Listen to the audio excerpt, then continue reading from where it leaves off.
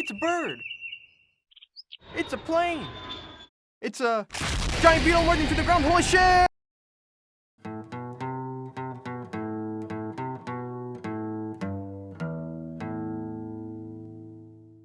Hey yo, what's up my fellow vinyl lovers? I'm Mr. Godzilla, and if you hate things that creep and crawl, and also guard Zootopia, then you better tune out now. For everyone else, you're in for a monster of a time as I break down the all-new, first release of 2021, the X Plus 30cm series, Megalon. Ooh boy, could not wait to get my hands on this bad boy. With limited Megalon merch as it is, seeing this guy show up at a Wonderfest early last year, before the world collapsed in on itself, was a real treat. The 25cm, which saw its original issue in 2011, saw only one reissue in 2016 as a box set with Gigan. It's evaded me in my collecting journey thus far because it's just so dang rare. Luckily, our prayers to the Zoetopian gods were answered when this beautiful, unpainted prototype hunk of vinyl graced our eyeballs, and I could not miss the opportunity to get this guy to 30cm. As a self-identified show nut, I have no shame in admitting the glass-shattering shriek I emitted once this guy hit my doorstep. But before I geek out on you anymore, as if this whole channel isn't exactly that, let's dive right into the review. Gentle reminder that this is just my opinion. I'm not the X Plus gospel unless you let me be. This is Megalon from the 1973 film Godzilla vs. Megalon. Can we talk about this US poster though? I don't get it. I mean, it looks badass, so I don't really care, but it's because this movie came out the same year. Sure, it's a very campy film and not exactly a fan favorite, yet it still holds a very special place in my heart. It's the definition of Showa Godzilla to me. Sorry 54, but don't act like you don't love that Godzilla dropkick.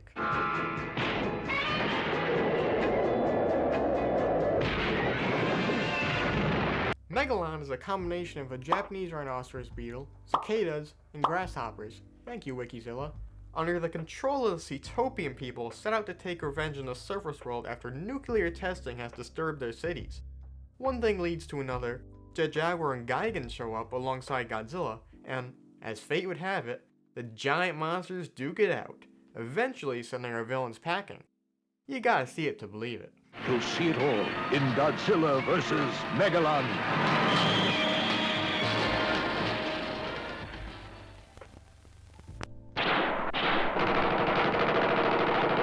Okay, let's talk about the biggest controversy of the year. What? Presidential election? Nah, I'm talking about Megalon. When people saw this error, all hell broke loose. Every day I wake up and I hope you're dead. Dead like if I can guarantee Henry would be okay. I'd hope you get an illness and then get hit by a car and die. Look, you have to remember this is a Japanese franchise targeted towards a Japanese audience. We're lucky there's even English in the damn box in the first place. I heard it's a novelty to do so there, and honestly, I buy it. Typically, Megalon is pronounced as Megalo, but Megaron is, and yes, I'm serious, is a legitimate alternative, though less common. Okay, technically Megaron is the result of the common translation errors of L's and R's in Japanese. But Megaron isn't new and has seen an appearance in other recent official merch as well. Toho themselves approved of the box, so say what you want. He's Ron now. Okay.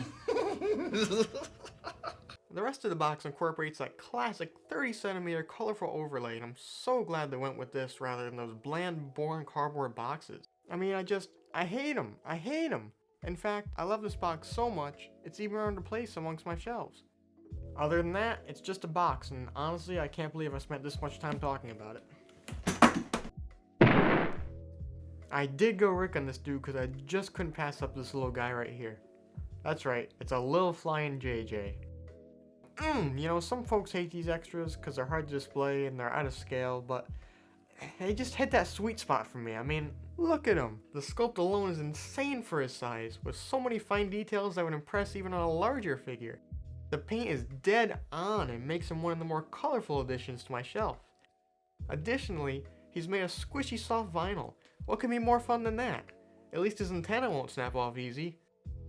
I'm a huge fan of alternative monster forms, so being able to own a flying form with JJ is a dream come true. If you're a fan of Jet Jaguar, you're gonna need this RIC piece. He may be out of scale, but finally I can relive some of my favorite classic scenes. Get Godzilla! You'll find him on Monster Island.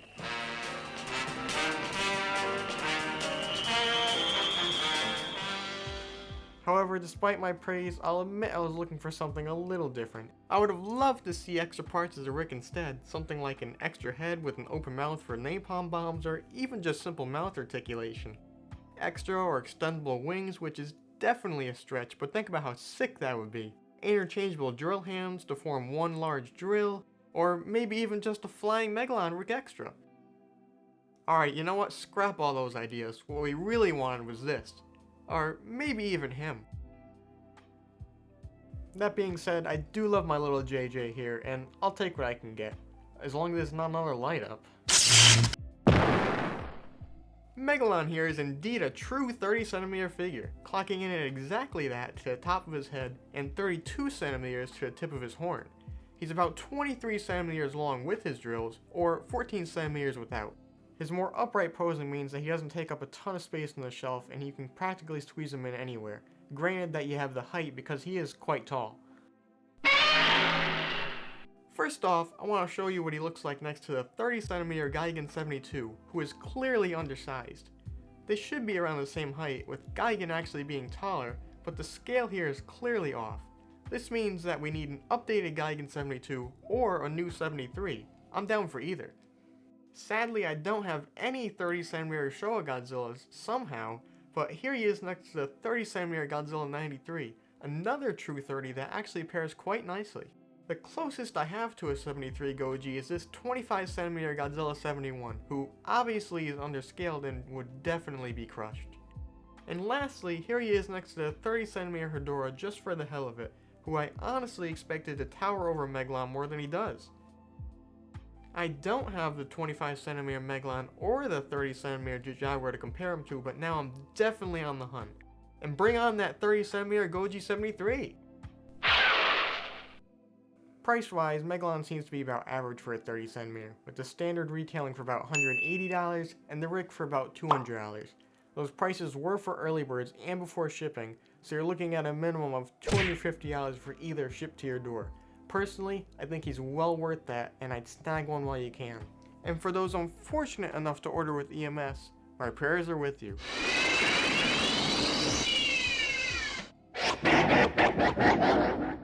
Bear with me here, Megalon is quite a complex design and is a lot to show off.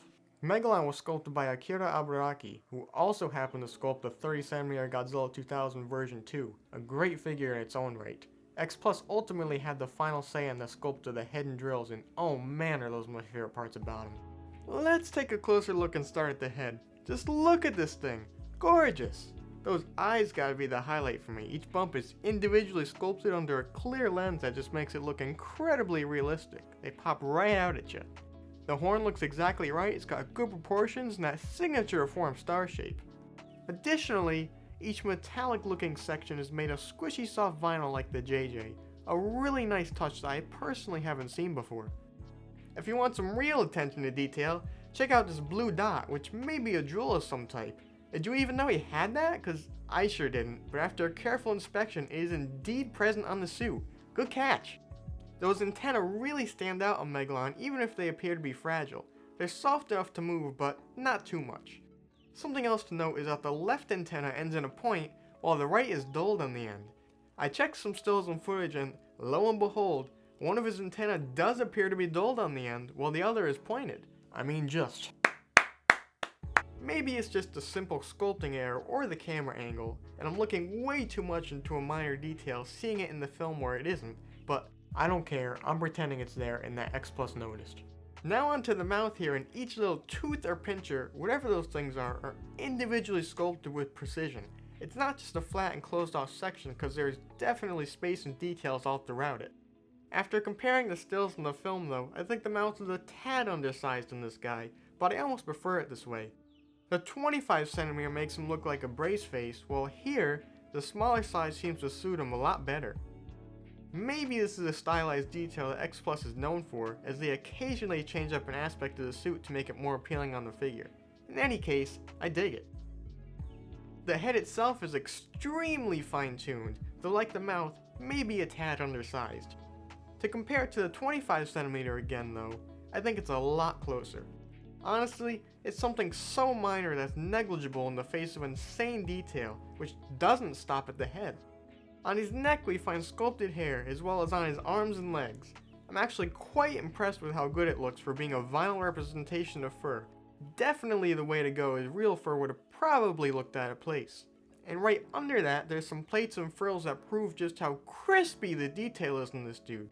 To once again bullet a 25cm, sorry little man, the difference in just this small part of him alone is staggering and proves how much X Plus stepped up their game in the past decade. The body itself, consisting mostly of plates, is also rich in texture, providing a much more rugged and visually interesting aesthetic.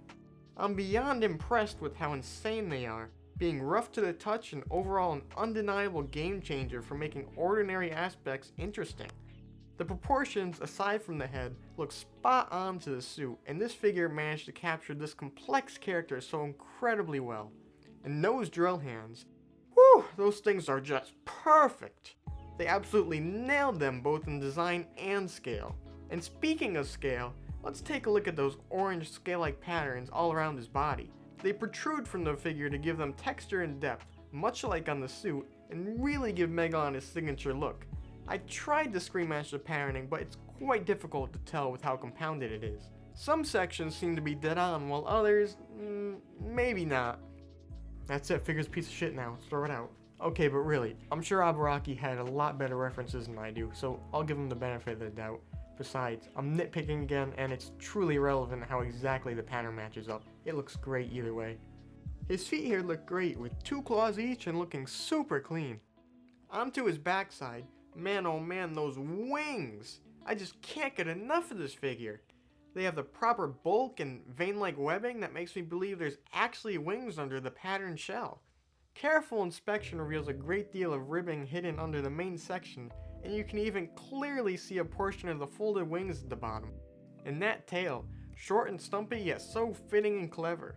It interestingly is not flush with his feet and floats just above them, but he can still stand without the extra support. Lastly, I just want to note that he comes in one piece, so no hairdryer necessary. X Plus and Ibaraki did a phenomenal job on this sculpt, and I'm sure they could negate my supposed inconsistencies with the references. It really is just about perfect and really brought this insect kaiju to life.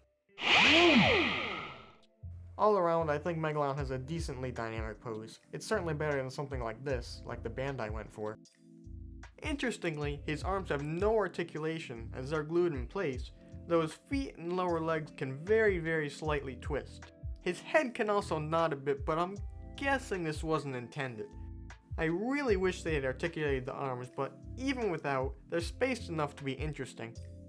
It seems to me that X Plus tried to go with a pose similar to this shot, but a little more upright like this one. His head is pointed downwards as if he's slouching, yet from the side it's obvious that he's not. His head probably should protrude outward more in this stance, but instead it's almost like he's tucking in his neck for no reason. This kind of gives the figure an awkward feel, especially from the front, which of course is what they had to put on the box, but nothing that detracts from it too much. From an angle he looks absolutely fantastic, and I'll be displaying him this way for sure. I wish it wasn't a combination of the two and they had either picked a straight or slouch posture, my preference being the latter, but it is what it is. Megalon has some truly stunning paint apps and some, not so much. The overall body color is a very dark brown that almost looks black from a distance, but does include some highlights easily seen when put in brighter light. This is especially obvious on his midsection, which very clearly has some brown or orange airbrushing that adds depth and character. The metallic-esque sections look great on him, even including red paint inside the mouth as in the film, another great catch. Note that you can pull back the vinyl here, but it is not articulated. The drills are without a doubt the standout by far though. The subtle black dry brush makes them appear to be truly made of metal, and the silver base paint provides excellent contrast to the body. And speaking of contrast, that orange patterning really sets them apart on the shelf. I think they nailed the color shade for the ones in the body, but I can't say the same for the wings. Don't get me wrong, it is definitely supposed to be brighter than the front paint, and it's a really powerful color that you don't see on, well, really any other Godzilla foe, but in person it seems a little too bright and orange as compared to the suit, which I always found to be more yellowish. Maybe it's color correction in the film, but even on the figure it looks out of place to me, being a glossy neon color. It isn't terrible, but maybe a bit too jarring. To me, the 25cm got the color a lot closer, and that's the only compliment it's going to get from me. In fact, the promo shots supplied by X Plus show it as yellow, which is honestly quite questionable and deceiving. The wings would surely pop more if the color wasn't just a different shade of orange. Additionally, the paint is sloppy without refined edges on many of the sections. It's obviously convoluted and surely difficult to paint, but I feel the need to note it if you're a perfectionist. To end on a lighter note, I must say how impressed I am by the patterning. Comparing it to some stills, it's clear that it matches up almost perfectly, and for that level of accuracy, I can forgive my gripes. It's the paint on his front side that really sells the figure for me, with some killer details and highlights. By his color palette alone, he's sure to stand out on your shelf. So clearly I nitpicked a bit, or maybe a lot, but in truth I really love this dude. If me making a video after about like 5 months of absence doesn't say anything, then I don't know what will. He's a classic Showa baddie, one of my personal favorites, and make no mistake, this figure absolutely does him justice, despite my many criticisms. In truth, most of them were very minor and you won't even notice when this menace is in your hands. He's big, mean, and getting a prominent spot in my collection. Alright, if you liked my overanalysis of this toy, be sure not to let me know by neglecting to like and comment. What's that? You want a rating? Well, honestly, rating systems are pretty arbitrary, but I guess you need some kind of objective baseline to compare figures to. I give him 9.5 Megalon Shrieks out of 10. Still seems arbitrary, but I guess it's better than me ending with something like, "It's a good toy, go buy it." But then again, it's really hard to be objective about a toy. It's a good toy, go buy it. That's all for this video. Hats off to you and stay fancy.